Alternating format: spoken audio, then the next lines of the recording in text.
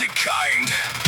Just the steady, indifferent drizzle that makes the city feel like it's dissolving.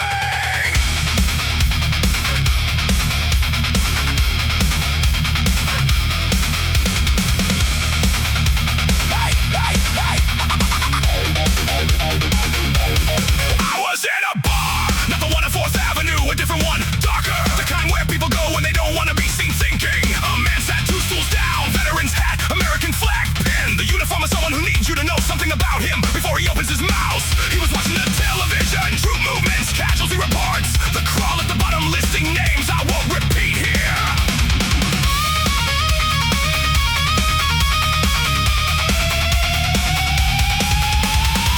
He's doing what he has to do, the man said.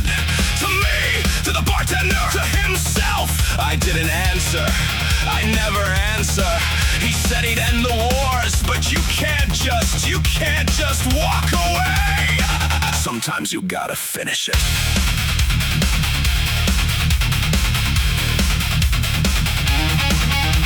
The bartender went the same spot on the counter for the 30th time. And nothing, the man kept going, the media twists everything. They don't show you the whole picture. He's got a plan, he's always got a plan.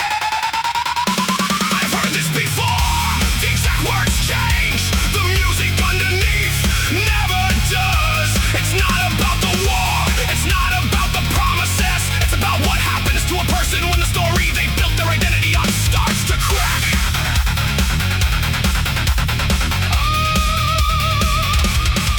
You can't reason with that. Reason assumes the other person wants to find the truth. What this man wants is to avoid the truth, because the truth would cost him everything. If he admits the war was a mistake, he admits his vote was a mistake. If he admits the vote was a mistake, he admits he was wrong. If he admits he was wrong, he has to ask what else he was wrong about. And that question is a door that opens onto a hallway with no end.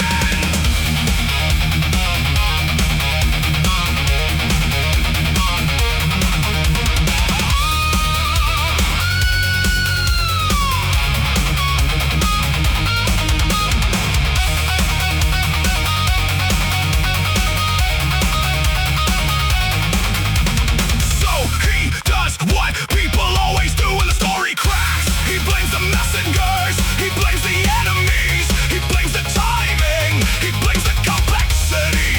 He blames anyone except the one person who actually said the truth.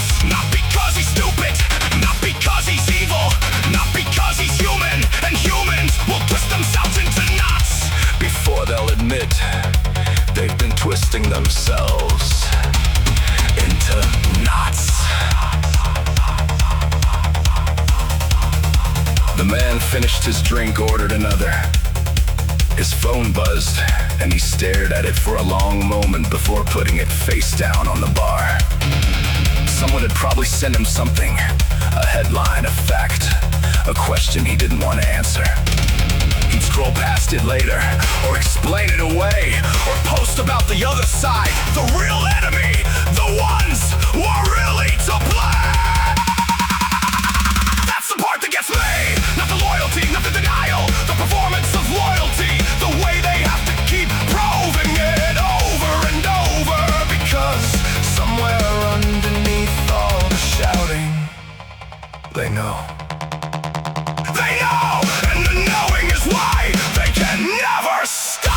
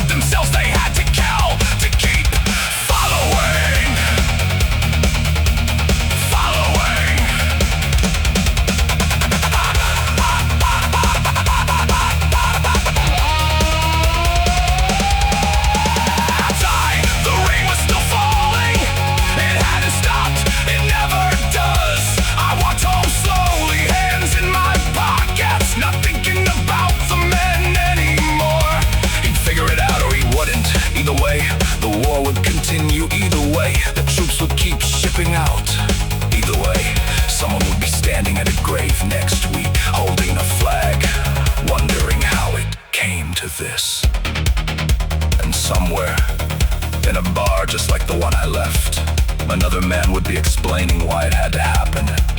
That's not a tragedy. That's just Tuesday. The tragedy is that they used to know better, and they let themselves forget. I haven't forgotten. That's why I'm still here. That's why I'm still watching. Watching. Someone has to remember who they were before they became this.